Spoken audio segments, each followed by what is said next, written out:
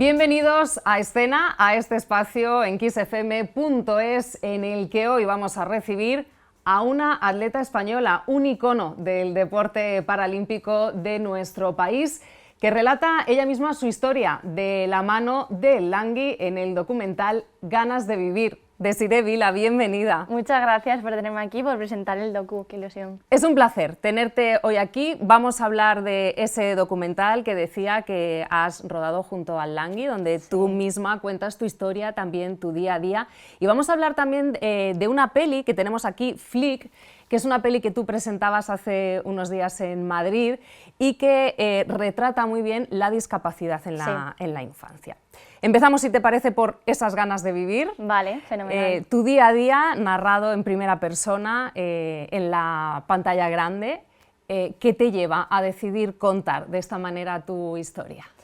Wow, pues la verdad es que me llegó la propuesta. O sea, al final, obviamente, que una productora confíe en ti y que piense que tu historia merece la pena ser contada y bueno, pues llevarla a la gran pantalla es un trabajo, la verdad, muy largo.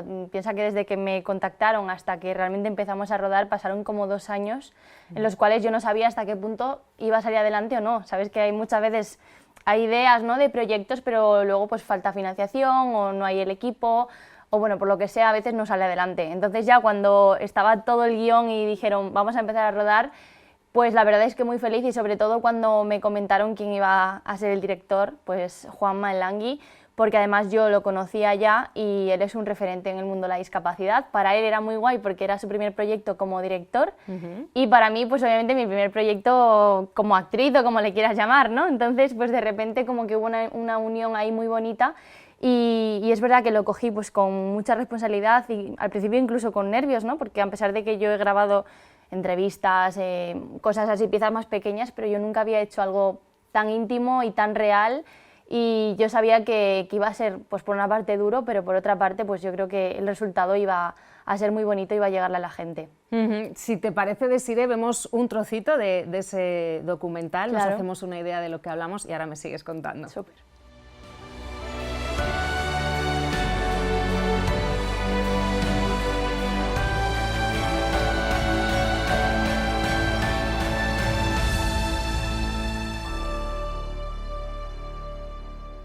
Bueno, ahí es verdad que cuentas tu historia, cuentas los momentos duros, ¿no?, de ese accidente, esa negligencia médica, pero a mí me da la sensación de que es muy luminoso.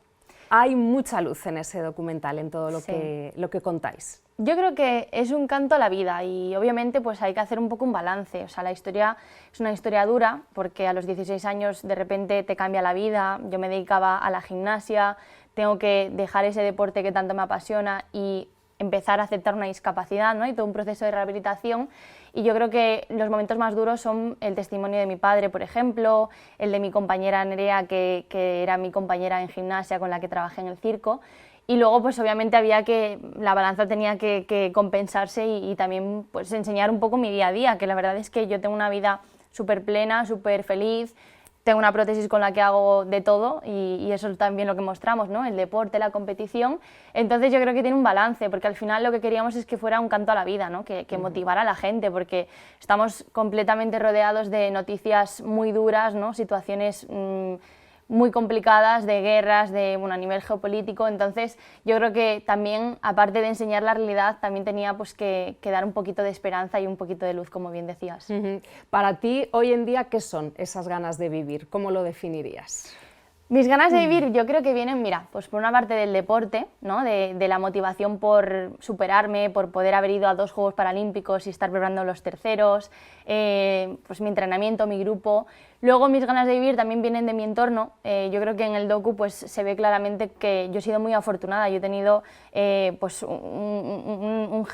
he podido gestionarlo gracias a mi red de apoyo, que han sido pues mis padres, mi hermana, mis amigos que me apoyaron. Yo no sufrí bullying, yo tuve, bueno, pues la verdad es que me sentí muy arropada, ¿no?, por mi familia y mis amigos.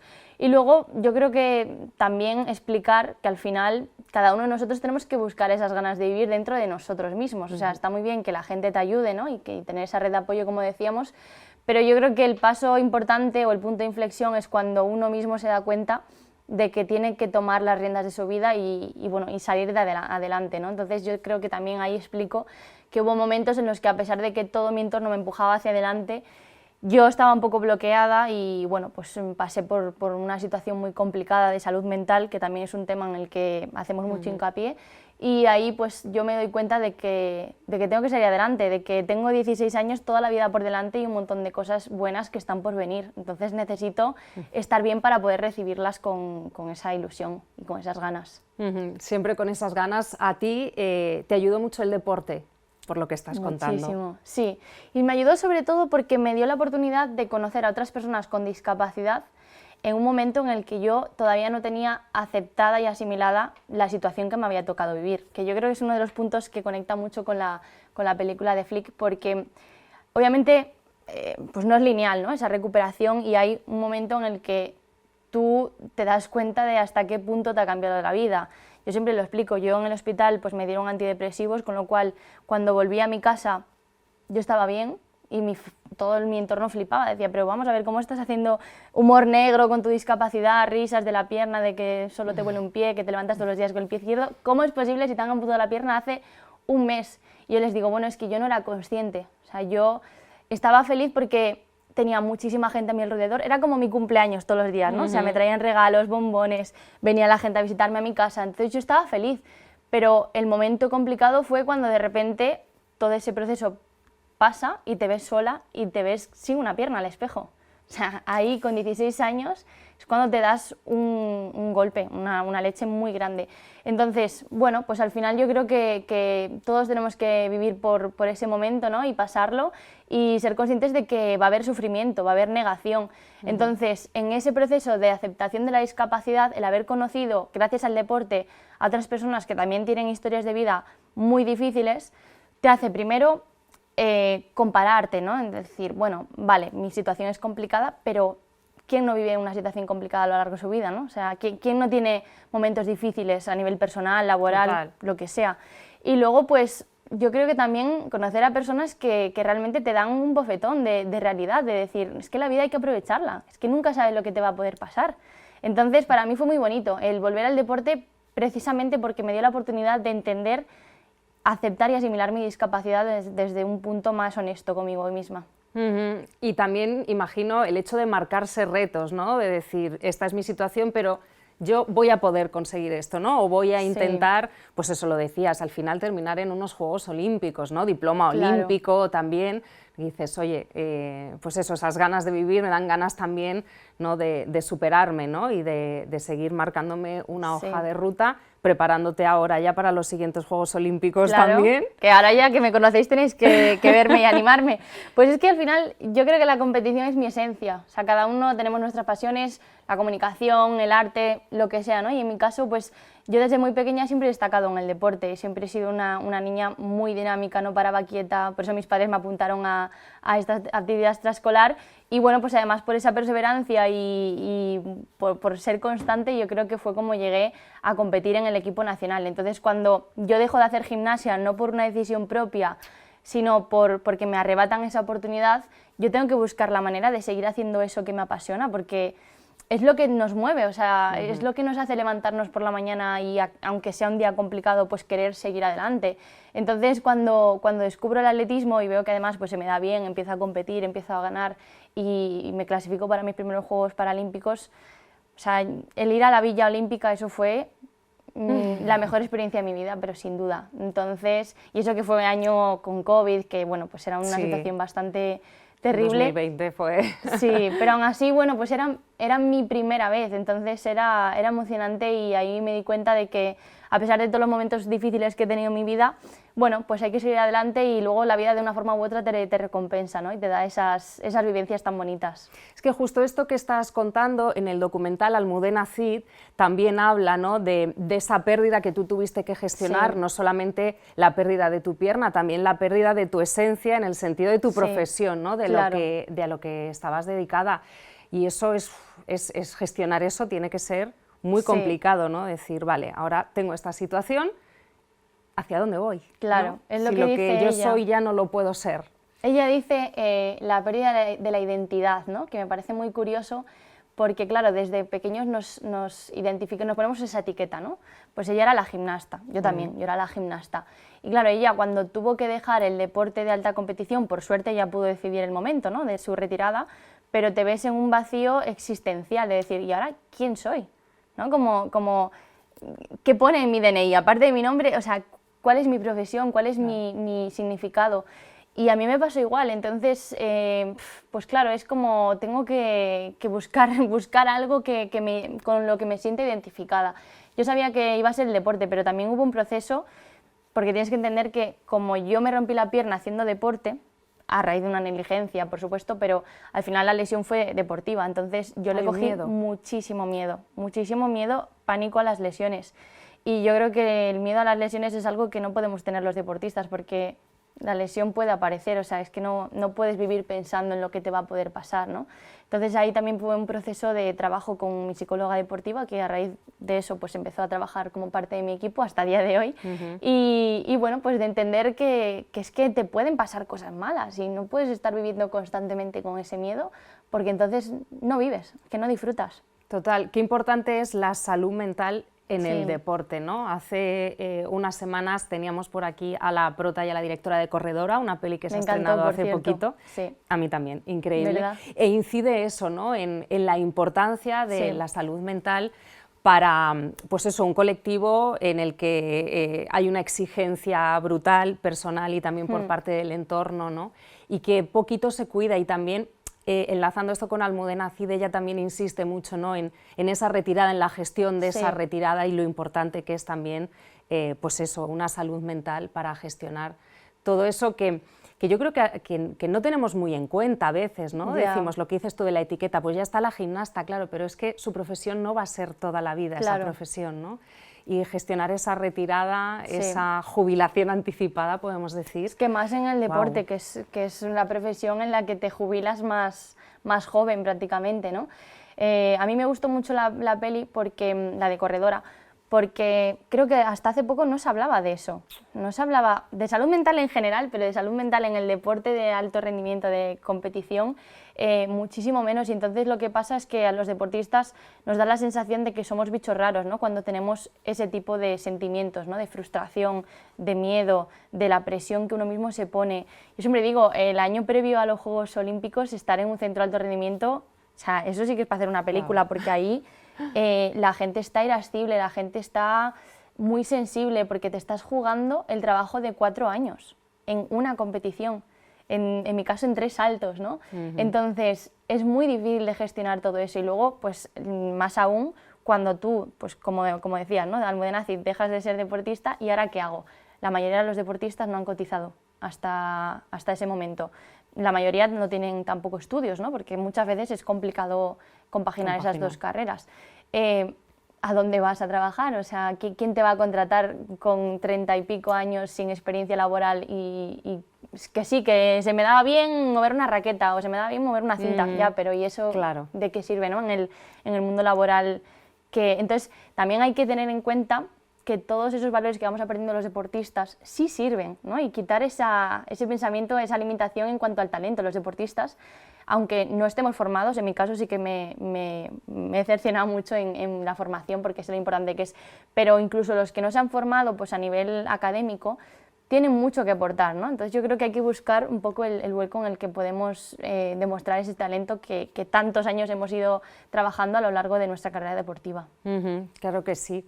Vamos a hablar también, decimos no se habla mucho en el cine, bueno, en el cine en general, ¿no?, de la salud mental.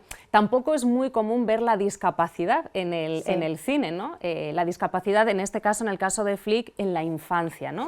También el protagonista, no vamos a contar mucho, pero el protagonista, por un accidente, termina necesitando una silla de ruedas, ¿no? Y hay todo un proceso ahí también de aceptación. ¿Por qué es tan importante visualizar y naturalizar este tipo de cosas en el cine, en un público infantil también? Pues porque mira, el día que presentamos la película era un sábado por la mañana y pues obviamente estaba lleno de familias y niños, y yo les dije, bueno, primero quería hacerles sentir especiales, ¿no?, diciéndoles que estaban en la premier, que era la primera vez que iban a poder ver esta película, y que cuando fuesen a clase el lunes le tenían que hablar a sus compañeros de la peli.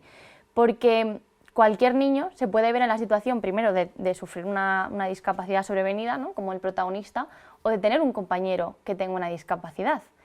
Y claro, no estamos preparados, porque todavía es un tema muy tabú. Y entonces los padres, pues muchas veces, a mí me pasa con la prótesis, yo voy caminando con mis pantalones cortos, la pierna brilli brilli que se ve y que destaca, y los niños se quedan flipando y dicen, mira, una niña con una pierna de robot. Y claro, los padres lo que hacen es que se llevan al niño y le dicen, no preguntes, porque se mueren de vergüenza, ¿no? Porque no saben cómo gestionarlo. Y al final eso lo que le estamos dando a entender al niño es que es algo malo, es algo negativo, es algo de lo que no deben preguntar. Entonces, ¿qué hacen películas como Flick? Normalizar la discapacidad y normalizar que a cualquiera le puede pasar y sobre todo cómo ayudar a un compañero o compañera que pueda verse en esa situación. O sea, habla mucho de cómo su entorno pues al principio no lo incluye, ¿no? en actividades, en juegos, en un montón de cosas y se dan cuenta de que al final pues le están haciendo sufrir muchísimo porque realmente esa discapacidad no tiene por qué limitarle a la hora de jugar, de hacer un deporte, de pasárselo bien, ¿no? Que es la parte más importante de la infancia. O sea, la infancia está para aprender y para disfrutar, ¿no? y experimentar. Entonces, si a ti te quitan eso, pues obviamente vas a pensar que la discapacidad es algo malo. Entonces yo creo que es fundamental cambiar ese concepto, porque si ya desde niños entendemos eso, los adultos que crezcan después pues serán más inclusivos en cuanto a, pues a la hora de contratar a alguien en un trabajo, a la hora de hacer políticas que favorezcan la accesibilidad y la inclusión. Entonces es fundamental el enseñar todo este mundo desde muy pequeños para que lo vayan entendiendo y porque si el día de mañana les toca a ellos, que tengan esas herramientas para saber cómo gestionarlo. Claro, tú has hablado antes que en tu caso el entorno te ayudó mucho, ahora estás comentando ¿no? también de la importancia del entorno. Si ahora hay alguien que está en esa situación, en la situación de acompañar, ¿tú qué les dirías? ¿Qué es lo más importante que deben hacer? Mira, yo lo voy a explicar con una anécdota. Cuando yo volví del hospital, llegué a mi casa no estaba adaptada, yo iba pues en silla de ruedas, en muletas y me apañaba como podía. Mi madre me tenía que ayudar a ducharme, o sea, imagínate con 16 años el pudor, la vergüenza de que tu madre te tenga que volver a ayudar a ducharte, ¿no? Y yo pensaba, como estaba en esa situación tan excepcional, que me iba a librar de hacer las tareas domésticas. Por ejemplo, cuando terminábamos de comer, mi hermana y yo nos encargábamos siempre de recoger la mesa, lavar los platos, y yo pensaba pues que ya no me iba a tocar. Y me di cuenta de que no, de que mis padres me seguían exigiendo las mismas labores que antes, porque ellos no querían que yo pusiera la discapacidad como una excusa, ¿no? Claro, para mis padres posiblemente fue muy duro ver cómo yo iba a la pata coja con los vasos, con tal, se me caían, tardaba el doble. Era más fácil decir, no te preocupes, yo me encargo, ¿no? Pero ellos lo que me querían demostrar es que, primero, la sociedad no se iba a adaptar a mí, me tenía que adaptar yo a la sociedad. La sociedad no está preparada para una persona con discapacidad todavía. Ojalá en un futuro, ¿no? Y para eso estamos hablando de estos temas. Entonces, yo iba a tener que hacer un sobreesfuerzo y me tenía que acostumbrar desde ya a hacer ese sobreesfuerzo. Y segundo, pues que al final, aunque mi físico había cambiado, yo seguía siendo la misma. O sea, seguía teniendo esas capacidades y no podía limitarme a pensar que había cosas que no iba a poder hacer. Entonces, a mí mis padres me dieron una lección muy importante. Yo creo que es la forma más bonita de aceptar este tipo de situaciones, ¿no? O sea, normalizándolo y intentando pues dejarle a esa persona, a este niño en este caso, pues que lo intente, que se caiga, que se equivoque, ¿no? Pues como todos nos equivocamos, pero al final dándole esa oportunidad y ese voto de confianza. Yo creo que esa es la mejor forma de hacerlo, pero también te digo, es muy difícil, o sea, yo admiro y valoro mucho el cómo mis padres lo hicieron porque no vienes con un manual de instrucciones, claro, ¿no? O sea, nadie te dice, si tienes un niño con discapacidad, estas son las pautas, y luego que hay mogollón de tipos de discapacidad distintos y no es lo mismo una persona en silla de ruedas que una persona con una discapacidad mental, un síndrome de Down. O sea, al final cada uno pues tiene sus peculiaridades, pero yo creo que la forma más bonita es tratándolo como a uno más. O sea, a mí que me trataran exactamente igual que mi hermana me hizo sentir igual, no mejor ni peor, sino igual.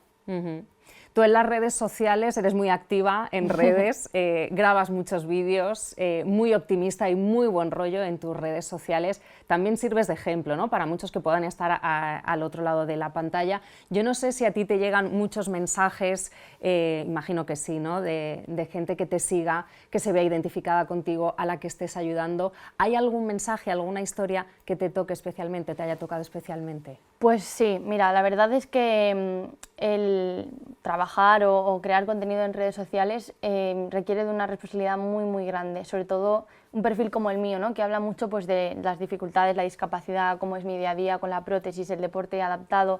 Y claro, a mí me llegan muchísimos mensajes de gente con discapacidad, de papás con hijos con discapacidad o amigos o parejas incluso. O sea, una vez decías, ¿no? Alguna anécdota que me haya llamado la atención, pues una vez me escribió un chico que su pareja, su chica, tenía una discapacidad, una amputación desde hacía poco y claro, me decía pues algo muy concreto, que en las relaciones sexuales ella no se sentía bien, siempre apagaba la luz porque no le gustaba que le viera con su nuevo cuerpo y claro, él me preguntaba cómo puedo hacerla sentir segura de sí misma, o sea, muy bonito, ¿no? Pero también es como, wow, no tengo ni idea, o sea, yo le decía, pues mira, es que yo en mi caso, como me amputaron con 16 años, yo nunca había tenido relaciones hasta ese momento, entonces claro, cuando yo pues me empecé a bueno, pues a tener relaciones sexuales, pues al final yo ya no tenía mi pierna, entonces para mí siempre fue lo normal, ¿sabes? Claro. Yo no tuve la experiencia con 2 piernas o con una pierna.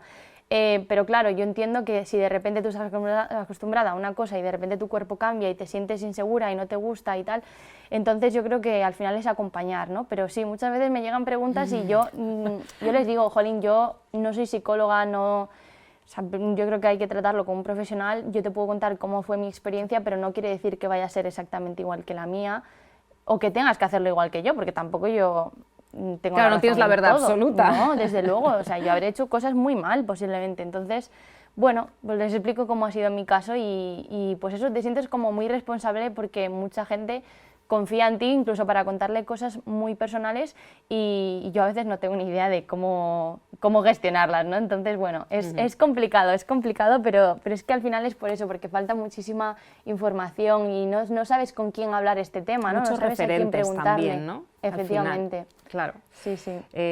Hay una cosa que dices en el documental que a mí me gusta mucho. Claro, tú ahora en redes sociales, eso, decía, ¿no? Buen rollo, mucho optimismo y tal. Y tú en el documental dices, claro, es que han pasado 10 años, ¿no? Yo he tenido mi proceso. No sé, porque te preguntan, ¿no? Muchas veces, oye, ¿cómo estás tan bien? Y cómo... Claro, es que tú has tenido tu proceso, que eso ahora no se ve, ¿no? Y claro, eso insistes mucho y que es verdad que hay que pasar, pues lo decías antes, ¿no? Hay altibajos y yo, pues ahora, 10 años después, ¿no? Pues sí, claro, estoy así, lo he aceptado, esta es mi vida, pero claro, que la gente no tenga prisa, ¿no? De llegar hasta... porque hay todo un proceso y es importante que se vea y que se sepa también. Sí, también con la adaptación a la prótesis. Mucha gente le amputan la pierna y piensa que ya a los 2 meses va a poder hacer todas las cosas que yo hago, que si snowboard, que si surf, que si patinaje sobre hielo. Yo le digo, no, mira, es que los primeros meses, sobre todo los primeros 6-7 meses, son muy difíciles porque el muñón cambia de tamaño, porque, por ejemplo, el verano es para los amputados una época muy complicada porque te suda mucho, se te hacen ampollas, te puede doler, luego hay mucha gente que tiene miembro fantasma. Es que al final el tema de la salud es algo muy personal, tú no puedes generalizar, no es como que todo el mundo le amputan la pierna y a los 5 meses va a poder hacer lo mismo. Hay gente que tarda más, yo por ejemplo tardé muchísimo más que la media porque tuve un TCA, un trastorno de la alimentación, y eso hizo que se ralentizara muchísimo mi proceso de recuperación. Igual otra persona que no tenga este problema, pues en 4 meses ya está caminando. Entonces yo les digo, no os comparéis, o sea, está muy bien que veáis los vídeos y que eso os motive, pero al final hay que tener mucha paciencia. Eso yo creo que es la palabra clave, la paciencia en cualquier tipo de recuperación y rehabilitación, porque además a veces das 2 pasos para adelante y 1 para atrás y bueno, pues es así, o sea, no es fácil y yo creo que también es una de las cosas que queríamos hablar, ¿no? En el documental, o sea, vamos a hacer un documental bonito, que den ganas de vivir, que motive, pero vamos a enseñar también la realidad, la discapacidad no es nada fácil, o sea, muchas familias que lo tienen muy difícil y que lo pasan muy mal. Hablamos también de la dificultad a la hora de acceder al mundo del deporte, las prótesis deportivas no las cubre la seguridad social, o sea, creo que también es un documental reivindicativo porque es necesario. Total, y llegamos a este punto, que ya estamos pensando en los siguientes Juegos Olímpicos. Claro. ¿Cómo se prepara, cómo es el día a día en la vida de Desiré Vila? Uy, pues yo no tengo un día a día, no tengo una rutina muy marcada. Mira, por ejemplo, hoy estoy aquí, mañana pues no sé, igual haciendo otra cosa. Es verdad que este año no tenemos europeo porque lo han cancelado por el tema de las guerras y todo, entonces me lo he tomado más para hacer proyectos profesionales. Por ejemplo, pues estuve en un programa de postres, estuve pues eso, metiéndome un poquito más en el mundo de la tele, que siempre me ha gustado mucho, pero es verdad que en el día a día es complicado compaginarlo con el alto rendimiento. Estoy terminando ya, me gradúo ahora pronto de Relaciones Internacionales, que es una carrera pues, que me ha gustado mucho y ojalá en un futuro pues, me pueda dedicar a algo relacionado con esto. Entonces, pues mi día a día, sí que obviamente voy todos los días a entrenar, estoy entrenando en Guadalajara, que, como te dije antes, y la verdad es que bueno, pues un esfuerzo de tiempo y económico muy grande, pero estoy teniendo buenos resultados, entonces muy contenta en ese sentido. Y mi día a día, pues eso, no hay un día igual y soy una persona además que me gusta mucho los retos, las cosas nuevas y acepto con mucha ilusión bueno, pues todo lo bueno que me trae la vida, así que soy como... No me estanco, ¿no? Sino que me gusta probar cosas distintas y estoy abierta pues, siempre a las oportunidades que me llegan. Y si de repente te llegase una oportunidad de hacer música, por ejemplo, ¿qué tal iría la Pues mira, cosa? la verdad es que habría que trabajar la voz, porque instrumentos no toco y cantar pésima, pero le pongo ganas, ¿eh? Porque es verdad que yo en los karaoke soy la típica que lo da todo, aunque luego a la gente le sangren los oídos, pero la verdad me flipa la música. Mira, yo la gimnasia es un deporte que tiene la parte más estética, más... bueno, pues artística, ¿no? Y era como la que siempre estaba buscando ahí que diferentes tipos de música para nuestros ejercicios. Es verdad que en atletismo pues no solemos competir con música más allá de lo que haya en el estadio, pero sí, siempre me acompaña en mi día a día, tanto bueno, pues, cuando estoy haciendo cosas de casa como entrenando en el gimnasio y me gusta mucho. La verdad es que todo tipo de música, pero sobre todo la música para bailar. O sea, ahora estoy yendo a clases de bachata. Ah, mira. Sí, sí. Ay, entonces, sí. Pues mira, pues yo es que, ya te digo, soy una persona polifacética que me apunta a un bombardeo. Qué maravilla. Sí. La verdad es que la música para eso también es maravillosa, ¿no? Ahora dices, el cuerpo te pide bachata, pues bachata, en un momento dado te pide algo un poco más tranquilo. Sí. Para eso hay estilos musicales de todo tipo. Aquí en Kiss nos encanta hablar de música, que te voy a contar si estamos en Kiss FM. Y lo que nos gusta siempre es terminar estas charlas con una canción que sea especial para el invitado, que tenga una historia. ¿Con qué canción podríamos terminar hoy? Pues mira, yo este año voy a ir a muchos conciertos y recientemente estuve en uno en Vigo, mi ciudad, de Roy Méndez, que además pues es compi del programa este que te comentaba y la verdad es que me hizo mucha ilusión conocerlo porque es también gallego como yo y hay una que me encanta que es Romántico, entonces sí, porque además como que le pega mucho, ¿sabes? A él el rollo así de demostrar que al final los hombres, aunque a veces les dé vergüenza, pues que es bonito también que sean románticos, ¿no? Como que el significado de la letra me gusta mucho y se la recomiendo a todos que escuchen, no solo esa, sino bueno, pues todas las canciones que he sacado últimamente. Sí, eso es. Pues de momento nos quedamos con Romántico de Roy. Muchísimas gracias, Desiree Vila, a vosotros, por estar aquí con nosotros. Un placer charlar contigo, conocer tu historia. Invitamos a todos a que se acerquen a este documental Ganas de Vivir, si quieren conocerte un poquito más y acompañarte un poco en tu día a día. Y a quien quiera acercarse al cine, a ver Flick, también está esa opción para ir con los más peques y aprender mucho de la discapacidad también. Así que lo dicho, un placer. Gracias a vosotros, a todo el equipo de Kiss. Un abrazo. Y nosotros nos volvemos a encontrar por aquí muy prontito. Hasta entonces.